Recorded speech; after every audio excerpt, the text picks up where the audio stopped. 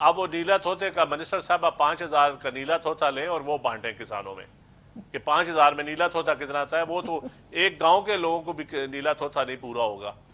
زہر ہی دینی ہے نا. لیکن اب آپ نے اس کو گریٹ پاکستان کا نام دیا ہے، لیکن اب یہ بھی چند صاحب مطلب بڑی دلچسپ بات ہے کہ آپ نے بھی جیسے ذکر کیا کہ چاول کی فصل کے اوپر بھی دفعہ 144 لگا دی گئی ہے. میرا خیال ہے ماضی میں کبھی ایسا نہیں ہوا. لیکن ایک طرف ہم دیکھ رہے ہیں کہ کسانوں کے اوپر اگر اس قسم کی پابندیاں لگ رہی ہیں تو دوسری طرف آج پنجاب میں ایک بڑی مطلب پراؤڈلی ایک اناؤنسمنٹ ہوئی اور کہا گیا کہ کسانوں کو سبسڈیز دی جائے گی حکومت کی طرف سے، اور obviously اس سے کسان کو فائدہ پہنچانے کی بات تو کر رہی ہے حکومت، لیکن آپ سمجھتے ہیں کہ یہ جو سبسڈیز دی گئی ہیں اس سے فائدہ پہنچے گا بھی ایگریکلچر سیکٹر میں؟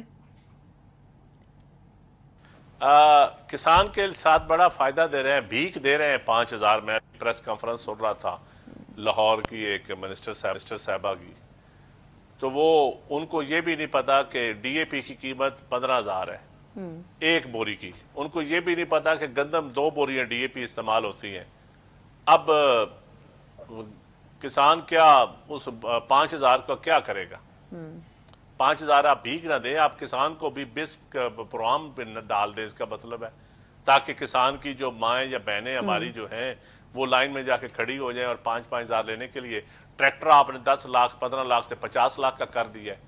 20 لاکھ ٹریکٹر مہنگا کر رہے ہیں، اور آپ کھاد کی قیمت 300 گنا بڑھ گئی ہے، بجلی کی قیمت بڑھ گئی ہے، زرعی ادویات کی قیمتیں. ان کو یہ بھی پتا ہے کہ پولٹرن سی کی اور بائیفینتھرین کی اور جو ہم چونا ڈالتے ہیں جو نیلے دھوتے کی کیا قیمت ہے. اب وہ نیلا دھوتے کا منسٹر صاحب 5,000 کا نیلا دھوتا لیں اور وہ بانٹیں کسانوں میں کہ 5,000 میں نیلا دھوتا کتنا آتا ہے. وہ تو ایک گاؤں کے لوگوں کو بھی نیلا دھوتا نہیں پورا ہوگا. زہر ہی دینی ہے نا. 5,000 کو کیا بنے گا؟ یہ مذاق کر رہے ہیں، ہمارا مذاق اڑا رہے ہیں. 5,000 ہمارا مذاق اڑا رہے ہیں یہ. اچھا، ویسے اسی قسم کی گفتگو ندیم افضل چند صاحب جو کسان اتحاد کے سربراہ خالد کھوکھر صاحب، ان کے بھی تقریباً یہی الفاظ ہیں کہ ہمارے ساتھ مذاق نہ کیا جائے، ہمیں مزید اس قسم کی خیرات نہیں چاہیے جس کو آپ سبسڈی کا نام دے رہے ہیں. لیکن وہ یہ بھی ساتھ میں کہہ رہے ہیں کہ ہمیں جو گندم کا ریٹ ہے وہ بھی ٹھیک نہیں مل رہا ہے. لیکن نظمہ بخاری صاحبہ تو پھر بھی یہ بات کر رہی تھی آج کی پریس ٹاک، کیونکہ آپ اسی کا حوالہ دے رہے ہیں کہ کسان تو ہمارے سر کا تاج ہیں. اور اگر دیکھا جائے تو پنجاب میں ماضی کے جو ادوار تھے نون لیگ کے، اس میں مطلب ایگریکلچر کے اوپر کافی کام ہوا تھا. تو اس مرتبہ کیوں آپ کو لگ رہا ہے کہ ایکسپیکٹیشنز جو ہیں اس پر پوری اترتی ہوئی نظر نہیں آ رہی ہے پنجاب حکومت؟ 2000 سے 2,200 روپیہ ریٹ اس وقت مارکیٹ میں ہمارے پاس آڑتی آ رہا ہے، لوگ خریدنے کے لیے آ رہے ہیں. اور 39 سے 40,000 پر ایکڑ. برانی علاقوں میں 30,000 25,000 ہوگا، نہری علاقوں میں 34,000 پر ایکڑ ہمارا نقصان ہو رہا ہے گندم میں.